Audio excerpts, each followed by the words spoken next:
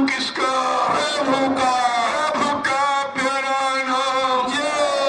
ये भगवान पर भी कलंक लग गया। लोग कहने लगे कि पाप हंस रहा है, धर्म रो रहा है, और प्रभु तेरी दुनिया में क्या हो रहा है। देखिए कितनी बड़ी बात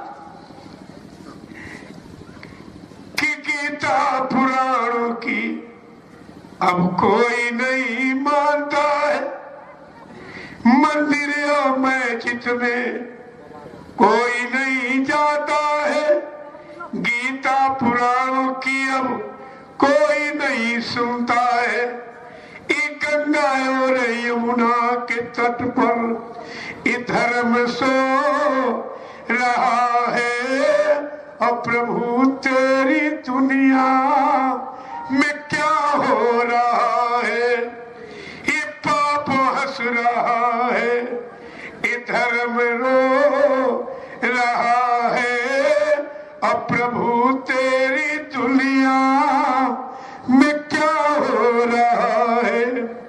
माता पिता की घर में कोई नहीं मानता है, अब तो हर घर में देखो नारी ही की चलता है। ही भाई और भाई का इस शत्रु हो रहा है, और प्रभु तेरी दुनिया में क्या हो रहा है। मैंने कितनी बार आप लोगों से कहा है, जब सत्संग हुआ करे इसको बांध दिया करो पेड़ में। एक काल का जीव है, दयाल के जीवों को समय का संदेश नहीं सुनने देगी। इसको मैंने कितनी बार कहा, जब इस सत्संग में आए फौरन इसको पेड़ में बांध दो, चुपचाप बैठ के सुने। ये तुमको भी न सुनेगी न सुनने देगी तुम्हें। एक काल का जीव है, इसलिए दुनिया के खड़क हर उसको बांध दो, उसके हाथ पर बांध के डाल दो।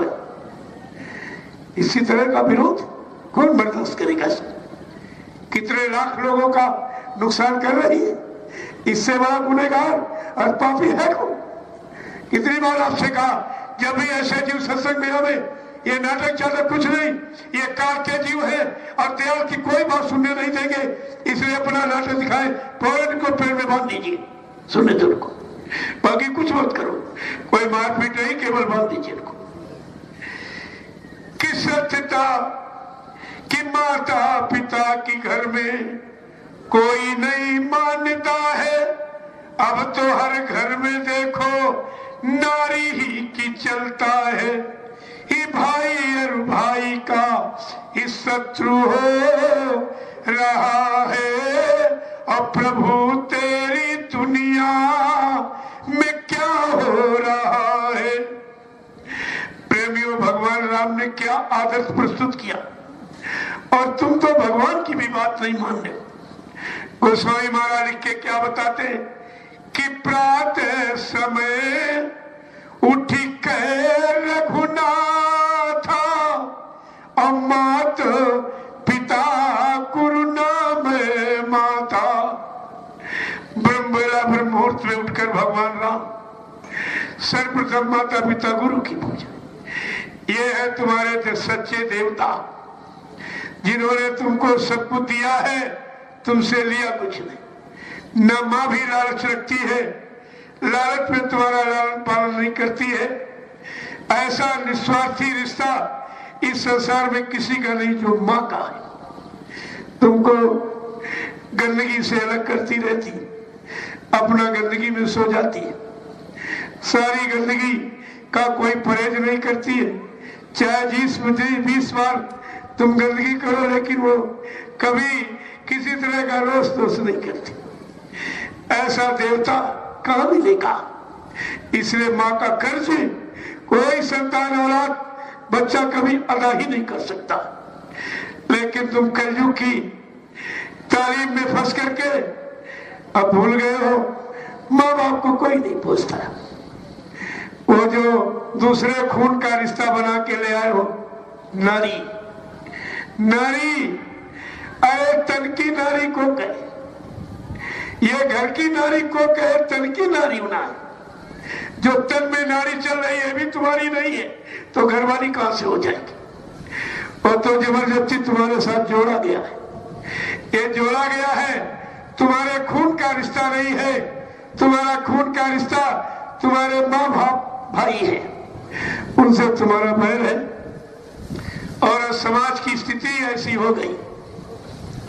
तो स्वामी जी महाराज ने वो भी लिखा कि आज परिवार की स्थिति क्या हो गई है, क्योंकि परिवार का रिश्ता बाप बेटे से ही प्रारंभ होता। गोस्वामी महाराज ने क्या लिखा कि सुत मान ही मातु पिता जब लो, सुत मान ही मातु पिता जब लो, अबला नहीं देखी लई तब लो। बेटा माँ बाप को जब तक मानेगा जब तक अपने घरवाली के दर्शन नहीं कर लेगा। जिस दिन घरवाली मिल जाएगी उस दिन क्या होगा कि सुन सुत मान ही मातु पिता जब लो, अबला नहीं देखी लई तब लो। ससुरारी प्यारी लगी जब ते, और गृह नारी निहारी लई जब ते, और रिपर रूप कुटुंबो बहे तब ते। कहा जैसे ही यानी नारी के द्वारा बनाए रिश्ते ससुराल के रिश्ते सगे बन जाएंगे और माँ बाप के बनाए रिश्ते पीछे खत्म हो जाएंगे। देखो ये संत का अनुभव है गोस्वामी जी महाराज का। 500 वर्ष पहले लिखा, आज सब तुम्हारे सामने चरितार्थ हो रहा है। संत वाणी कभी झूठ मिथ्या नहीं होती है। देर अबेर सवेर हो सकती लेकिन अंधेर नहीं हो सकता।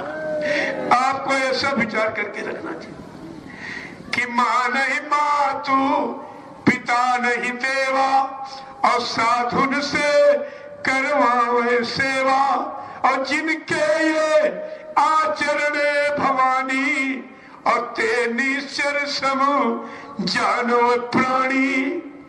देखो संत का अनुभव है और उन्होंने भविष्यवाणी कर दी थी 500 वर्ष पहले। क्या भविष्यवाणी की है कि ऐसे अधम मनुज खल, और सतयुग त्रेता नाई, और द्वापर कछु की वृंद बहु, और हुई है कलयुग माई। रिजल्ट आउट कर दिया। क्या कलयुग का रिजल्ट? ये जितने अधर्मी पापी कुकर्मी स्वार्थी लोभी लालची शराबी कबाबी चरित्रहीन, ये सब कलयुग में छठे जीव पहुंच जाएंगे तो धर्म मुश्किल से बच पाएगा। देखिए का सखा धर्म निभे की भांति, खल मंडली बसे दिन राती, सखा धर्म निभे की भांति। जब दुष्टों का समुदाय, शराबियों का समुदाय, चोर डकैतों का समुदाय, चरित्रहीनों का समुदाय, झूठ बोलने वाले, वादा खिलाफी करने वाले, दगेबाजी करने वाले का जब समुदाय तैयार होगा तब धर्म मुश्किल से जी पाएगा। इसलिए कहा जा रहा कि पाप हंस रहा है, धर्म रो रहा है, और प्रभु तेरी दुनिया में क्या हो रहा है। सत्यता न्याय पर अब कोई नहीं चलता है, छोटी छोटी बातों में नरगंगा कसम खाता है। लेकिन तुम्हारी रामचरितमानस क्या कह रही, जो हर हिंदू के घर में लिख के रखवाई गई थी, वो क्या कह रही है कि शिव तधीच हरिश्चंद्र नरेशा, और सात हेतु सह कठिन कलेसा, और धर्म न दूसरी सात समान, अवागम निगम पुराण वखाना।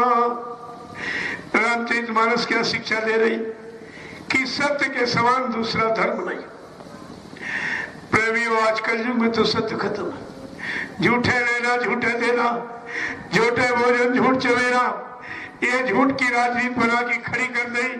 बताओ ये झूठ की नींव पर और सत्य और धर्म कितने दिन टिक सकेगा? क्या मानवता इंसानियत पनप सकेगी? आपको ऐसा विचार करके रखना चाहिए था। वो जिसका देश है, जिसके देश में हम आप रह रहे, एक काल माया का देश। संत महापुरुषों ने कहा किसी के देश से आप मनमानी करके निकल नहीं सकते हो। वो तुमको इतना फंसा के पहले से रखा, इतने बंधन उसने लगा के रखे हैं। इसलिए संत महापुरुषों ने जीवों को समझाने के लिए कुछ कहा है, कुछ इशारा किया है। जरा उन इशारों को सुन लीजिए। एक एक वचन को बड़ी सावधानी से सुनिए